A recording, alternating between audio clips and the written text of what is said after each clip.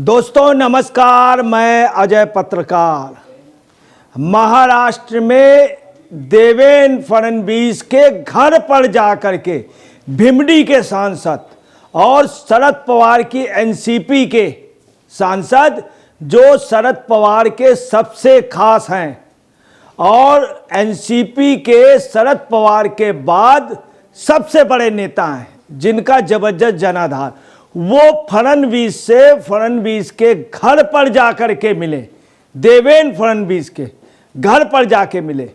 लोग ये भी कह रहे हैं कि शरद दादा ने अपने दूत के रूप में भेजा। और आपको बतला रहे हैं कि यही नहीं, पूरा समर्थन आप समझ लीजिए फडणवीस के साथ है, देवेंद्र फडणवीस के साथ। और आपको बतला दें कि वो निर्दलीय और 5 जो हैं अन्य विधायक पहले ही समर्थन दे चुके थे, जिसमें अठावले के हैं और लोगों के हैं विधायक, वो पहले ही दे चुके थे। इसके अलावा आपको बता दें, अभी तक मुख्यमंत्री की बधाई उन्हें 249 विधायक दे चुके हैं, फडणवीस को 249 विधायक। और इसके बाद आपको बता रहे हैं, बड़े हंसी खुशी में शिंदे जी और फडणवीस जी, अजीत पवार दिल्ली गए, तीनों लोग।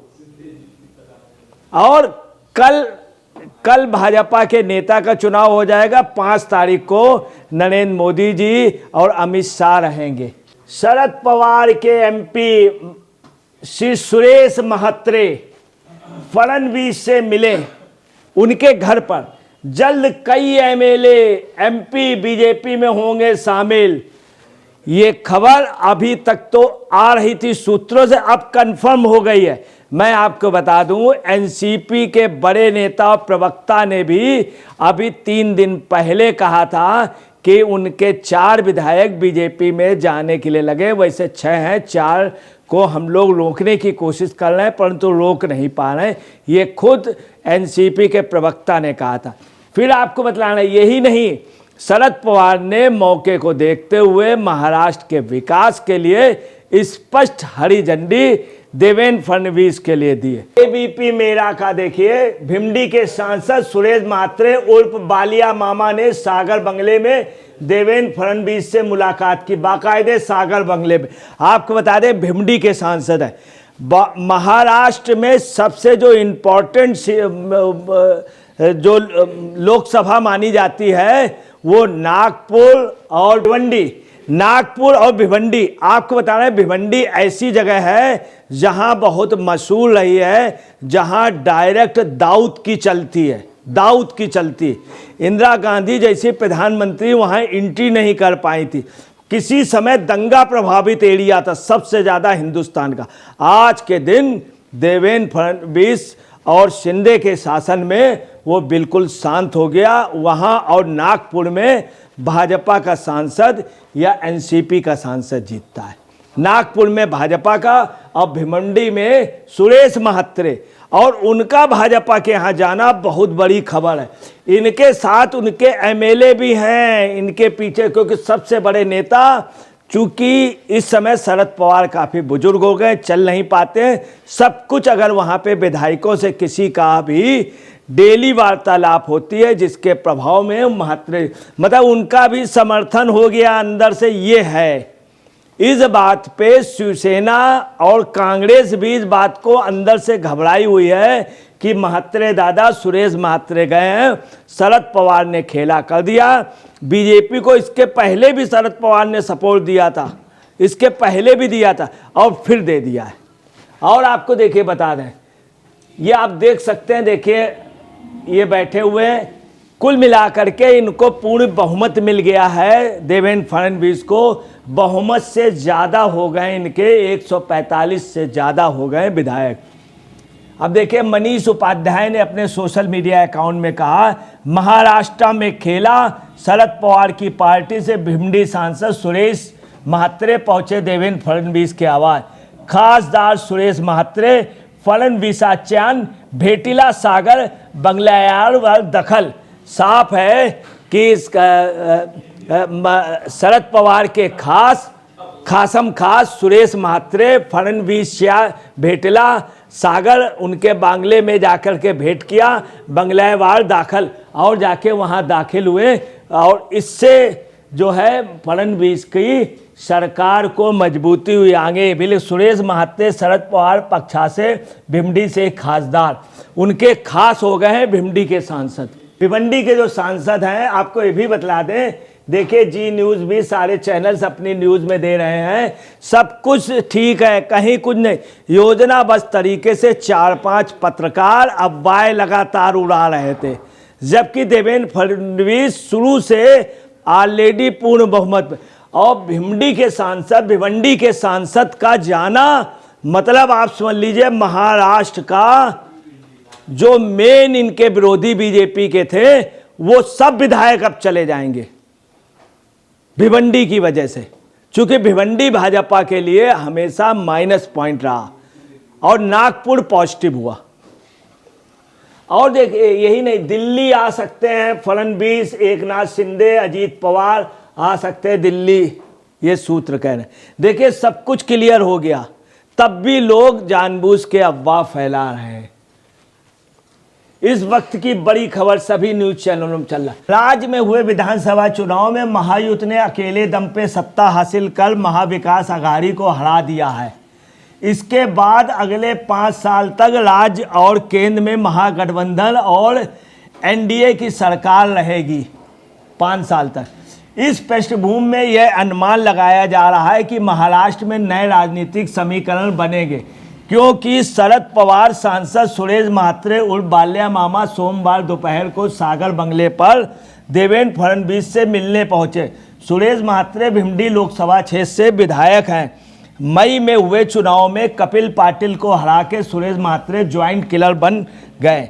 हालांकि अब विधानसभा के नतीजे आने के बाद सुरेश म्हात्रे का अचानक देवेंद्र फडणवीस के सागर स्थित बंगले पर पहुंचना राजनीतिक गलियारों में गर्मा गया। आपको ये भी बतला दें कि अभी ये तय हुआ था तीनों दलों में एमबीए में कि भाई मेरे यहाँ बगावत हो रही है, नाना पटोले रिजाइन कर रहे हैं, कई लोग कर रहे हैं, यही नहीं कुछ विधायक भी कह रहे हैं, धमकी दे रहे हैं। और आपको बता रहे यही शिवसेना में पोजीशन थी, शिवसेना के 18 विधायकों ने स्पष्ट कह दिया था कि आप लोग भाजपा से करिए, हम लोग बुरी तरह डिफीट हुए हैं और ये गलत हुआ है और बीजेपी से न समझौता करने के आगे की राह देखिए। और उसके बाद उठ के चले गए थे, दूसरी मीटिंग में आए नहीं। यही पोजीशन शरद पवार के अभी तक एमएलए एक साथ नहीं बैठे हैं। तीनों दलों में तय हुआ था कि दहशत ना हो, पलायन ना हो, पूरा जहाज से सभी उतर के चले ना जाएं, इसलिए हम लोग एक अपने अपने दल के किसी विधायक को रोके। नाना पटोले को बनाया गया, शिवसेना का ये भी तय था कि जिससे पहले सब लोग ये सोच रहे थे अगर शरद पवार के अगर 1-2 गए तो शिवसेना वाले सब लाइन से चले जाएंगे बीजेपी खेमे में, और अगर शिवसेना वाले चले गए तो उसके कांग्रेस के चले जाएंगे। उनका ये था कि हम लोग एक योजनाबद्ध तरीके ताकि हमारी पार्टी में दाग ना आए, दाग आवे तो किसी गैर। अब आपको बताना है बिल्कुल भगदड़ मचेगी, सब देख रहे थे, रास्ता मिल गया है। मेन चीज है कि कौन कूद के सबसे पहले जाता, हिम्मत। ये हिम्मत शरद पवार के लोगों ने दिखाई, विधायक उनके साथ हैं। अब आप देखिएगा वो दिन दूर नहीं है जब शिवसेना के काफ़ी विधायक और कांग्रेस के काफ़ी विधायक भाजपा में चले जाएंगे, क्योंकि हर विधायक को भविष्य चाहिए। बीएमसी के तमाम सभासद भाजपा में जाने के लिए लगे हैं। वो कहते टिकट दीजिए न दीजिए, परंतु हमें आप अपने में शामिल कर लीजिए, मगर बीजेपी शामिल नहीं कर रही। मेन वजह ये आ रही है क्योंकि गुण दोष के हिसाब से करेगी। अगर कोई भ्रष्टाचारी है तो उसको बीजेपी नहीं शामिल करेगी, ये तय हो गया है। अब देखिए किस तरह से, देखिए सब कितने एक हैं। ये देखिए सब तिलक लगाए हुए हैं, इधर देखिए इनके तिलक लग गया फडणवीस जी के। शिंदे जी देखिए खुश ने, कितने खुश है, अजीत पवार। और कुछ पत्रकार क्या बाय उड़ा रहे हैं, फूटन हो गई। देखिए तीनों कितने खुश हंस रहे हैं। इधर आप देखिए शरद पवार ने भी तिलक लगा लिया, सब लोग एक साथ तिलक लगाए हुए हैं। और राज तिलक फडणवीस का या भाजपा का हो गया, हो के रहेगा।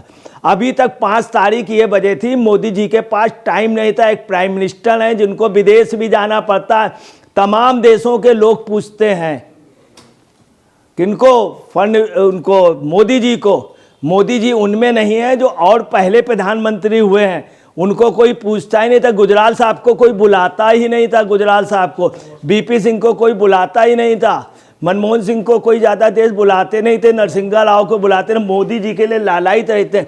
तब भी वो चूंकि उन्होंने स्पष्ट कह दिया 5 तारीख से पहले हम टाइम नहीं दे पाएंगे, 5 तारीख को 5 बजे आज़ाद मैदान में। और देखिए महाराष्ट्र में बीजेपी पूर्ण बहुमत में होगा, बहुत बड़ा खेला। फडणवीस से अचानक मिलने पहुंचे शरद पवार के सांसद सुरेश म्हात्रे। क्या शरद पवार के सांसद होंगे, अजीत पवार की पार्टी में होंगे शामिल? बीजेपी ने निर्मला सीतारमण और विजय रूपाणी को नियुक्त किया महाराष्ट्र का पर्यवेक्षक। निर्मला सीतारमण और विजय रूपाणी के नियुक्त से क्या हुआ है मैं आपको बता रहा हूँ। जो नॉर्थ महाराष्ट्र है और मराठवाड़ा के कई विधायक कांग्रेस और शिवसेना यूबीटी के और शरद पवार के बीजेपी में आ जाएंगे। यही नहीं, 3 विधायक साउथ के हैं जो जीते हैं सीमावर्ती एरिया में, उनके निर्मला सीतारमण के जाने पे वो भी बीजेपी को सपोर्ट करेंगे। महाराष्ट्र में होगी भाजपा की सरकार। शरद पवार के सांसद फडणवीस से मिले। फडणवीस ने विपक्ष का खेल बिल्कुल खत्म कर दिया।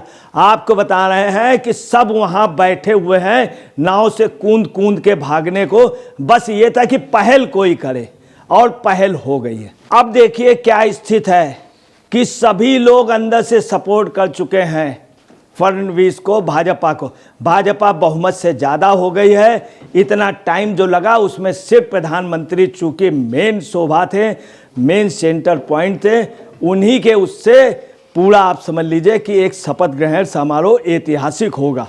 चूँकि बाल ठाकरे के समय होता था, उस चीज़ को मोदी जी पूरी करेंगे। दोस्तों नमस्कार, मैं अजय पत्रकार।